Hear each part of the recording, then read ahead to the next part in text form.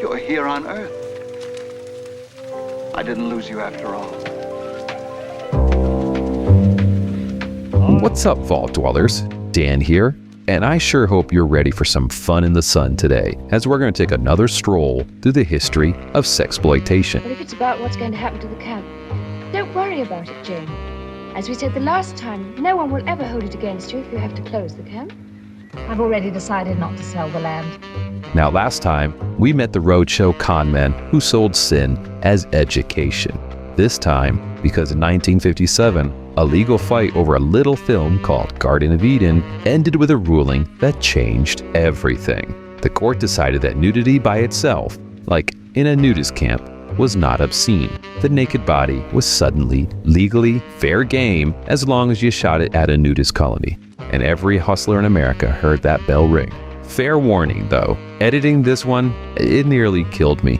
Finding like 10 seconds of any of these films that YouTube wouldn't instantly ban hammer was a full-time job. So enjoy the strategically placed beach balls. Tonight, we're looking at 8 films that turned a court ruling into an entire industry. All right, grab your suntan lotion and a good fly swatter because we're about to get started. But you have so many preconceived notions, I doubt if you'd recognize the truth. All I ask is that you give us a fair chance. I've always tried to be fair. You know that. I hope you haven't changed. Just don't feed the public ready-made opinions.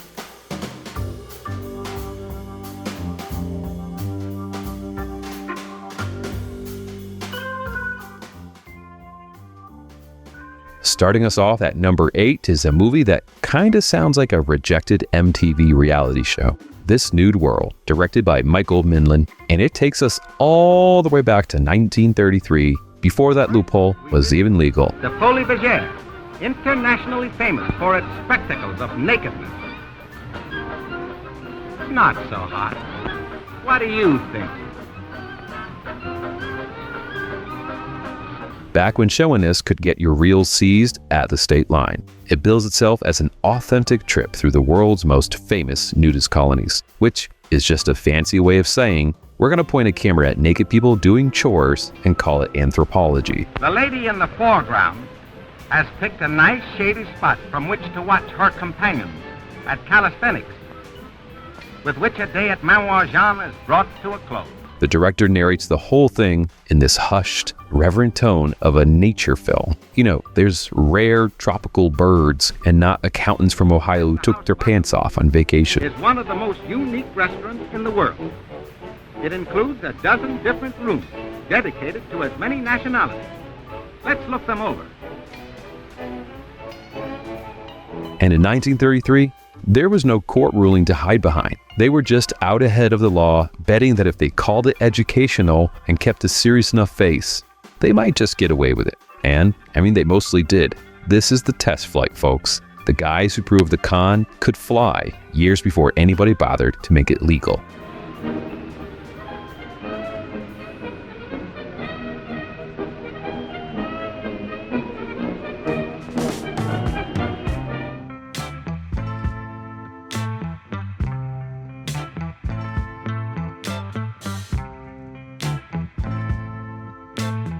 Number 7, Elysia, Valley of the Nude from 1933, kind of sounds like a scented candle that my wife would have bought at a discount candle shop. Or, I don't know, maybe a wellness startup with a very open office plan. You're not leaving the camp so soon, are you?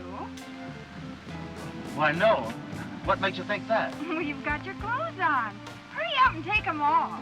It's nice to keep you waiting for breakfast, is it? It's the American cousin of the last one. Same year, and arguably the one that really lit the fuse over here. A tour of a real California nudist colony is dressed up as a wholesome lifestyle picture. Well, son, how does it feel to be going around nude? Well, that's funny. If you hadn't mentioned it, I wouldn't realize I had my clothes off. Sunshine, calisthenics, healthy living, and not one stitch of clothing. You may think that's easy, but just try it sometime and watch the effect upon your spine, to say nothing of the back of your neck. You know, here's the fun part.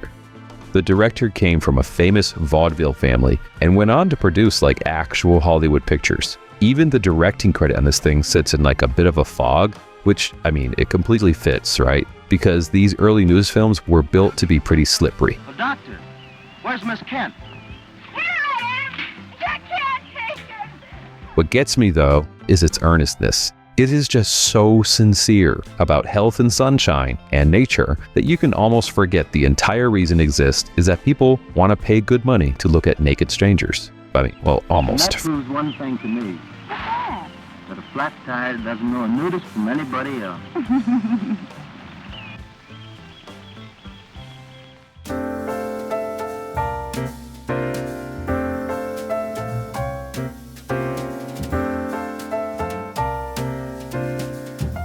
Number 6 is Diary of a Nudist from 1961, directed by Doris Wishman. And I don't know, like Diary of a Nudist has got to be the least secure diary ever kept.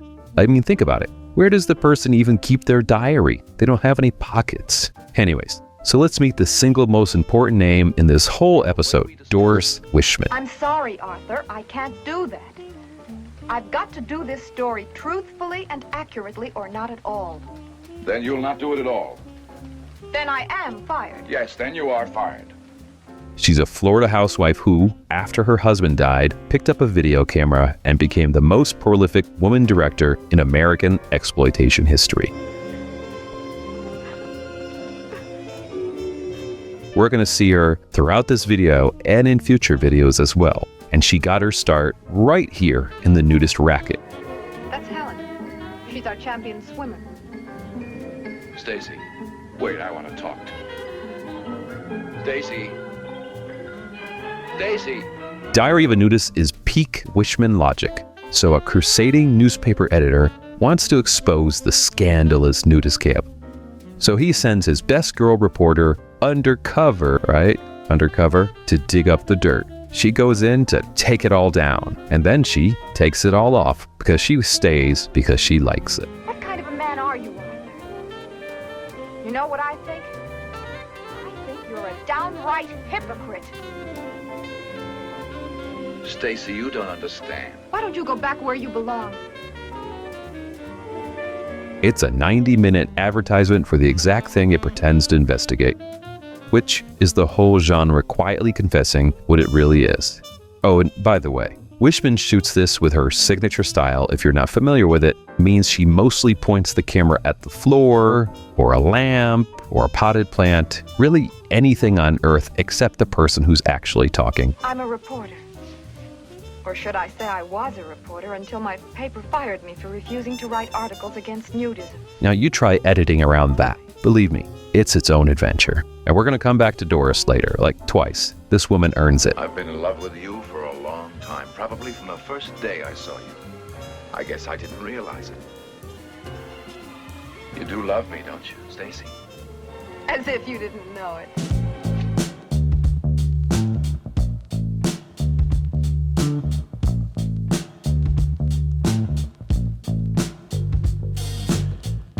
Number 5 brings us the Nudist Story from 1960, directed by Ramsey Harrington. This was also sold under the far more honest title, For Members Only, which kind of sounds like an 80s jacket. Hello, Gloria. Where's that tennis lesson you promised me yesterday? I was down at the court earlier on. I didn't see you there. I couldn't make it. How about this afternoon, huh? I'll be there. Good. Right. Cheers, Gloria. And it's also a very accurate casting note. This is the prim English take on the Loophole. A frosty young woman, she inherits a nudist camp. Finally, I bequeath the residue of my estate, including all chattels, lands, stocks, properties, and monies, to my granddaughter, the aforesaid Jane Robinson. Arrives fully intending to shut this scandalous place down, and instead, I'm sure you know where this is going, she gets happily converted. So I've decided I'd like to become a member of the camp officially. That is, if you have me. I'm sure it'll be delighted to have you as a member. Because she falls in love with one of the well-dressed regulars. It's basically Diary of a Nudist with a posh accent and some worse weather. Will I see you again? Yes. Quick collector's note, because, you know, this stuff matters. You'll find it stamped 1967 all over the internet. It's actually 1960. Somebody typoed it decades ago, and everybody just kept copying the mistake. Let's go! No, not until you tell me. Tell me. All right.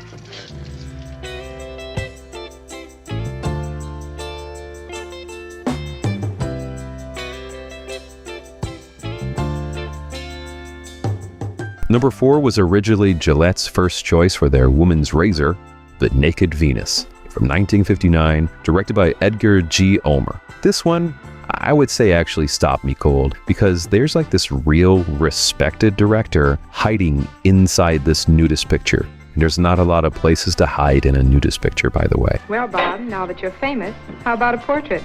Any way you like. Laura, you don't just sit down and paint. You've got to feel it first. Poor me. Don't you feel anything? Bob would love to paint you. Now, Ulmer, he made the movie Detour, a 1940s film people now call one of the finest B-movies ever put on film. Not as nice as you.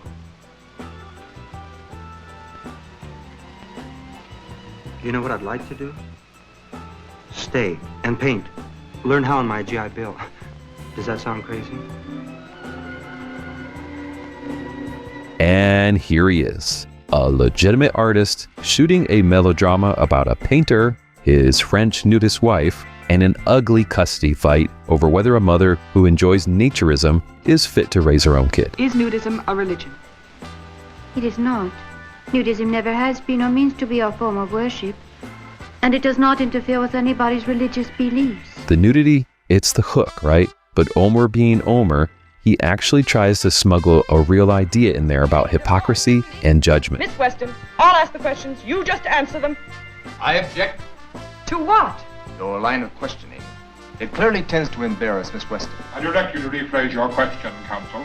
And by the way, his own daughter turns up in the cast. You know, honestly, this is probably the best made film in this whole episode, which tells you exactly how I rank these things. Craft loses to nerve every time.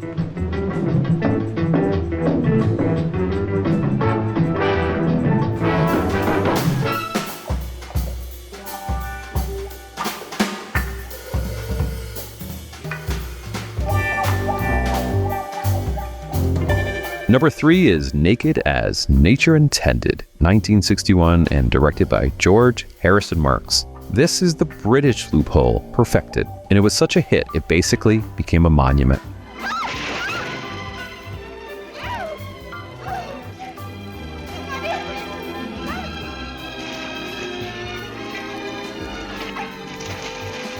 Go ahead, girls. Watch all you want. A group of pretty young women, they take a cheeky road trip towards a seaside nudist beach. And the whole film, it's really just an elaborate excuse to slowly, coyly, just finally arrive at this destination.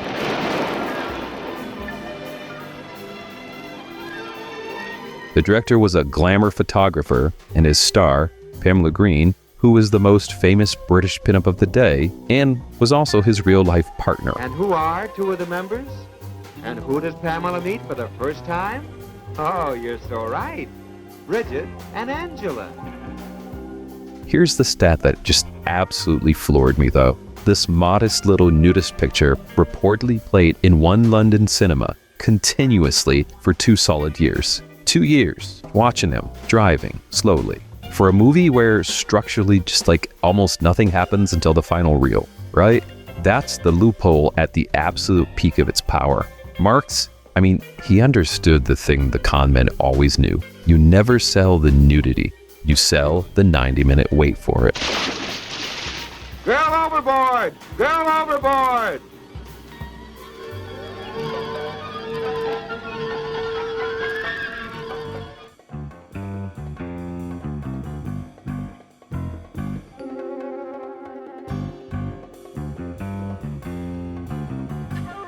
Number 2 brings back Doris, because this is where her whole story basically begins. And Hideout in the Sun from 1960, this was actually her very first film. You sit down, and don't you move till I tell you to.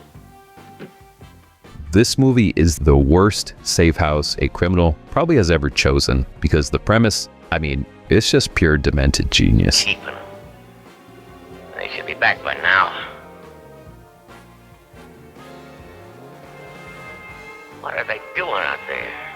2 brothers, they go and rob a bank, and they need to lie low while the heat dies down, so they grab a hostage. We mean business, see?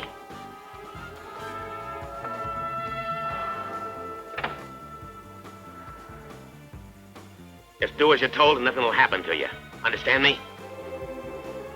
Get going, Steve. and they go and hide out, of all places on God's green earth, a nudist colony, where I would gently point out there is nowhere to hide the money or the guns, really anything at all. Hi, Dorothy.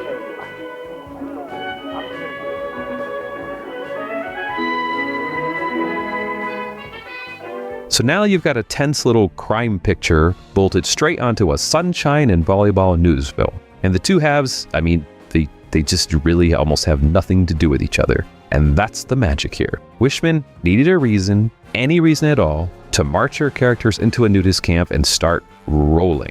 And a bank robbery, well, that's as good excuse as any. This is a housewife with zero film training inventing her own strange grammar of cinema in real time. Oh, and on her very first try. Everything Doris Wishman became, and she became a lot, starts right here. In the sun, the bag of stolen money, and no pockets to put it in. As far as I'm concerned, we're through. Oh!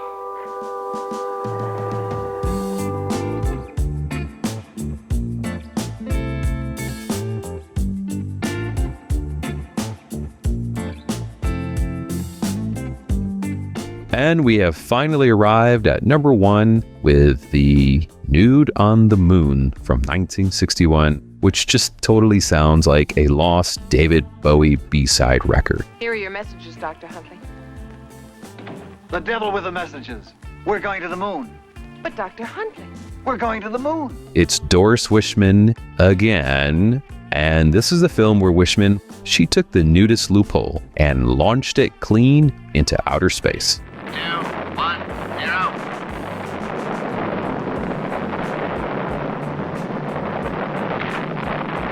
The plot, and I promise you, I am not shitting you here, is that 2 scientists build a rocket, and they fly it to the moon, and they discover it's inhabited by a colony of topless women ruled by a telepathic moon goddess in a rhinestone crown.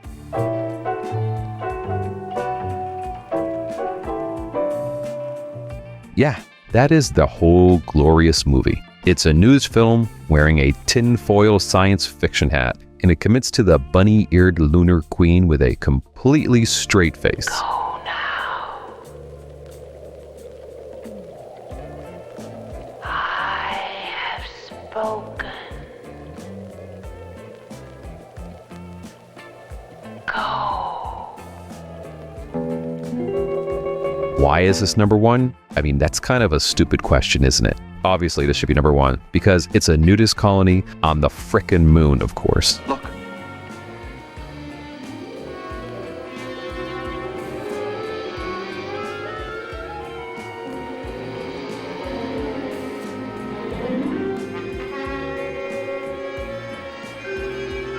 I think she wants us to follow her out of here.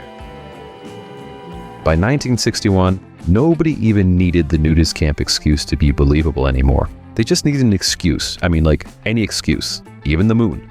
Doris took a legal loophole about health and nature and flew it to another, I was going to say planet, but a moon. This is not a filmmaker following the rules. This is a filmmaker laughing at them, and God, do I love her for that.